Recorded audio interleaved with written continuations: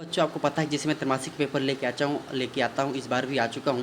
Finally आपको कुछ करना नहीं, बस वीडियो को पहले पूरा देखना है अंत तक, और पूरा वीडियो के साथ बने रहना है, और साथ में वीडियो को शेयर करना है, और साथ में अपने दोस्तों के साथ शेयर करो। जितना ज़्यादा हो सके अपने दोस्तों को वीडियो साझा करो। और साथ में अगर चैनल पर नए आ रहे हैं तो चैनल को प्लीज़ सब्सक्राइब करना बिल्कुल ना भूलें। सब्सक्राइब बटन दिया हुआ है। त्रैमासिक परीक्षा विषय विज्ञान कक्षा 10वीं का है, और यहाँ पे कुछ आपको नियम और कानून दिए गए हैं। इन नियम कानून को आप नज़रअंदाज करें या फिर पढ़ लें, आपको ये काम के हैं। ठीक है, अब मैं सीधा मुद्दे वाली बात पे आता हूँ। यहाँ पे सही विकल्प की बात करूँगा। यहाँ पे सही विकल्प सब सामने दे दिया आपके सामने। यहाँ पे निम्नलिखित में से कौन सा भौतिक परिवर्तन नहीं है। यहाँ पे उसका राइट आंसर जो होगा वो है नमक और पानी में घुलना। ये क्या है, भौतिक परिवर्तन नहीं है। ठीक है, अब इसके बाद चलते हैं यहाँ पे नेक्स्ट क्वेश्चन, जटिल पदार्थों को सरल पदार्थों में तोड़ने के लिए प्रयुक्त जैविक प्रेरक क्या कहलाता है। तो एंजाइम कहलाता है। क्या कहलाता है, एंजाइम कहलाता है। अब चलिए यहाँ पे नेक्स्ट है, समतल दर्पण को फोकस दूरी क्या होती है। तो समतल दर्पण की फोकस दूरी अनंत होती है, इसे आप देख सकते हैं। इसके बाद नेक्स्ट है, टमाटर में कौन सा अम्ल उपस्थित होता है। तो टमाटर में जो साइट्रिक अम्ल उपस्थित होता है, क्या है, साइट्रिक अम्ल। यहाँ पे अम्ल है, इसको आप देख लेना। ठीक है, अब यहाँ पे प्रश्न नंबर नेक्स्ट है, प्रश्न नंबर 4 आपके सामने 5, जब प्रकाश में विक्षेपण प्राप्त 7 रंगों से कुछ समूह को क्या कह देते हैं अपन लोग। तो 7 रंगों के समूह को अपन क्या कहते हैं, स्पेक्ट्रम कहते हैं। क्या कहते हैं, स्पेक्ट्रम कहते हैं। अब चलते हैं यहाँ पे नेक्स्ट प्रश्न नंबर 6। प्रश्न नंबर 6, निम्नलिखित में से कौन सा आहार श्रृंखला का निर्माण करते हैं। तो आहार श्रृंखला का निर्माण जो करते हैं, पास, बकरी और मछली। ठीक है, पास, बकरी तथा मानव। ये बकरी मछली लग गया क्या, ये छोड़ा देता हूँ। ठीक है, इसका जो राइट आंसर ये होगा, पास, बकरी और मानव। ये क्या है, श्रृंखला का निर्माण कर लेते हैं। ठीक है, क्योंकि मानव बकरी खा सकता है, बकरी पास को खा सकती है, घास होगा एक्चुअली में वो। ठीक है, ये चीज़ कंप्लीट हो गया ना। ये आप एक बार मैं टिक कर देता हूँ, एक बार फिर देख लो। यहाँ पे है नमक पानी, यहाँ पे है एंजाइम, और यहाँ पे है अनंत। और मैं नेक्स्ट दिखा देता हूँ आपको। यहाँ पे इसका बात है टमाटर में साइट्रिक अम्ल होता है, और इसमें स्पेक्ट्रम होता है।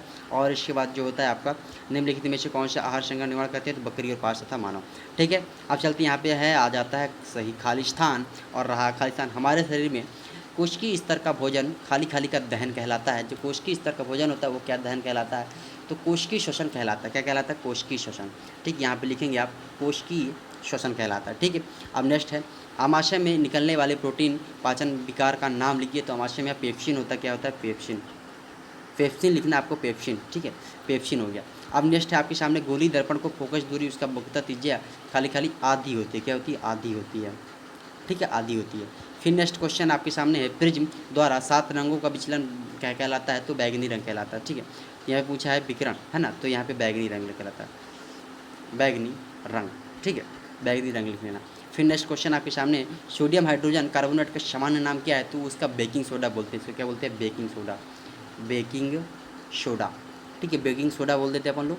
अब फिर नेक्स्ट आता है आपके सामने, ओजोन परत में हानि पहुंचाने वाला रसायन क्या कहलाता है। तो CFC कहलाता है। क्या कहलाता है, CFC कहलाता है। अब सही जोड़ी बात करते हैं। सही जोड़ी आपके सामने कुछ इस तरह दिया है, अवतल और आकाश में नीला समतल, ये दो नेत्र है ना। चलो इसका आंसर बता देता हूँ मैं आपको। आपके सामने अवतल लेंस की क्षमता क्या होती है। तो अवतल लेंस की क्षमता यहाँ पे ऋणात्मक होती है, आप इसे देख सकते हैं। आकाश का नीला रंग क्या कहलाता है। तो आकाश का जो नीला रंग होगा प्रकाश का प्रकीर्णन के कारण कहलाता है। और है समतल दर्पण, यह जो समतल दर्पण आपके सामने दिया गया है वो आपके चेहरे को देखने के लिए काम में आता है।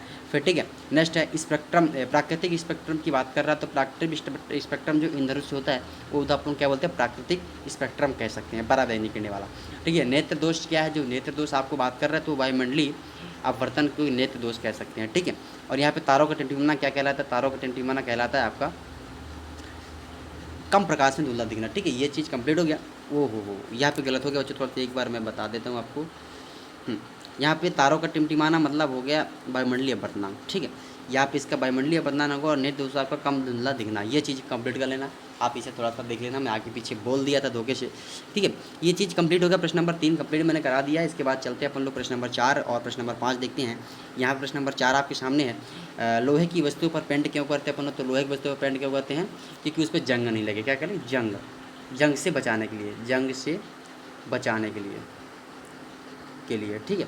अब इसके बाद आ जाता है नेक्स्ट, भोजन का पाचन आहार नली के किस भाग में प्रारंभ होता है। तो वो कब से होता है, मुख से ही प्रारंभ होता है। कहाँ से, मुख से। ठीक, मुख से प्रारंभ होता है। फिर नेक्स्ट है, उस दर्पण का नाम बताइए जो बिंब का सीधा तथा आवर्धित बड़ा प्रतिबिंब बन सके।